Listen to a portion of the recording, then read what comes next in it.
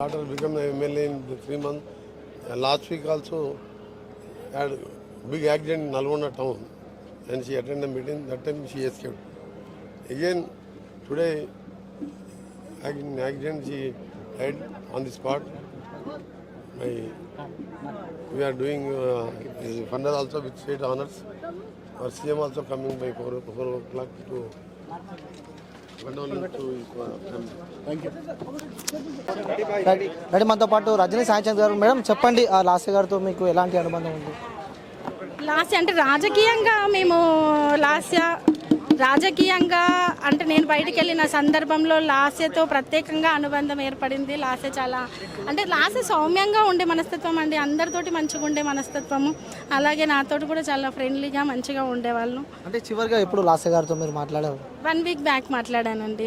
1 week back మాట్లాడాను. నల్గొండ సభలో కలిసి కూర్చొని తిన్న సందర్భం ఉంది, మాట్లాడుకున్న సందర్భం ఉంది, ఒకటే బస్లో వచ్చిన సందర్భం ఇవన్నీ ఉన్నాయి.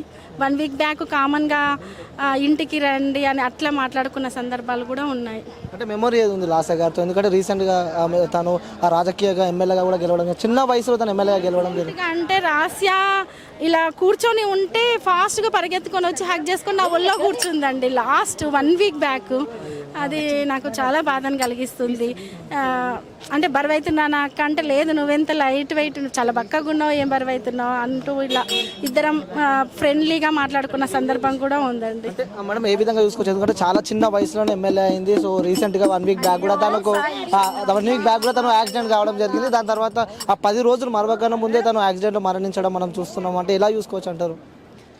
అది అంటే కాలం పగబట్టినట్టే అనిపిస్తుందండి. చాలా క్రూరంగా, అంటే కాలం ఎంత భయంకరమైనదా అనిపిస్తుంది. ఎందుకంటే చాలా భవిష్యత్తు ఉన్న నాయకురాలు, ప్రజల మెప్పు పొందిన నాయకురాలు, ఎమ్మెల్యే గెలిచి కూడా తక్కువ కాలమే అయ్యింది. ఇంకా ప్రజా జీవితంలో ఎన్నో పనులు చేయాలని తనకు గొప్ప గొప్ప ఆలోచనలతో తండ్రి వారసత్వాన్ని పుణికిపుచ్చుకొని బయటకు వచ్చిన మహిళ కాబట్టి చాలా బాధగా ఉందండి. తట్టుకోలేకపోతున్నాం మేము, ఇలా జరగకుండాల్సిందండి. Okay, thank you. వయసులో ఎమ్మెల్యే ఆమె చాలా సేవ చేయగలిగిన అవకాశం ఉండే ఆమెకు. మరి తండ్రి అడుగుజాడలలో పెరిగిన ఆమె, సేవా దృక్పథంతో పెరిగిన ఆమె మరి రేపు బాగా ఈ ప్రాంతానికి సేవ చేసే అవకాశం మన సమాజం కోల్పోయింది. మరి యువకులు ఉత్సాహవంతులు, ఈ దేశానికి నిజంగా వనరులు, ఆ వనరులను కోల్పోవడం కూడా మరి మన అందరి దురదృష్టం. అయితే ఈ అంశాన్ని మనం చాలా తీవ్రంగా పరిగణించాలి. మరి ఈ రోడ్డు ప్రమాదాలు ఏంటివి, ఇలా చనిపోవడం ఏంటిది, దీన్ని అరికట్టలేమా? ప్రభుత్వాలు అరికట్టలేవా?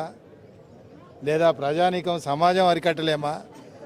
దీని పట్ల ఆలోచించాల్సిన అంశంగా ఈమె మృతి మనకు అందరినీ కూడా ఆలోచనలో పడేస్తుంది, ఆలోచించాల్సిన అవసరం కూడా. మరి ఇలాంటి మృతులు ఉండకుండా చూసుకోవాల్సిన బాధ్యత మన వ్యవస్థ పైన ఉంది. ఏదేమైనా ఆమె ఎర్లీ ఏజ్లో, యుక్త వయసులో ఎమ్మెల్యే అయి చనిపోవడం చాలా దురదృష్టకరం, నిజంగా చింతించదగ్గ విషయము. ఇది వారి కుటుంబానికే నష్టం కాదు, ఇది మొత్తం సమాజానికి, తెలంగాణ సమాజానికి లేదా కంటోన్మెంట్ ప్రాంతానికి చాలా తీరని నష్టం జరిగింది. వారికి, వారి కుటుంబ సభ్యులకు నా ప్రగాఢ సానుభూతిని, సంతాపాన్ని తెలియజేస్తూ వారి ఆత్మకు శాంతి కలగాలని నేను దేవుని ప్రార్థిస్తున్నాను.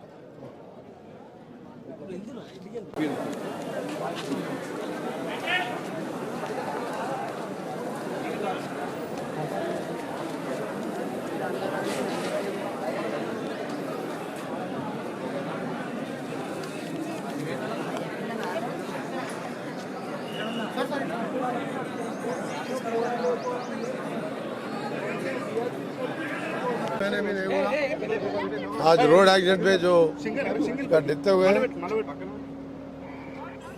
Really shocking news for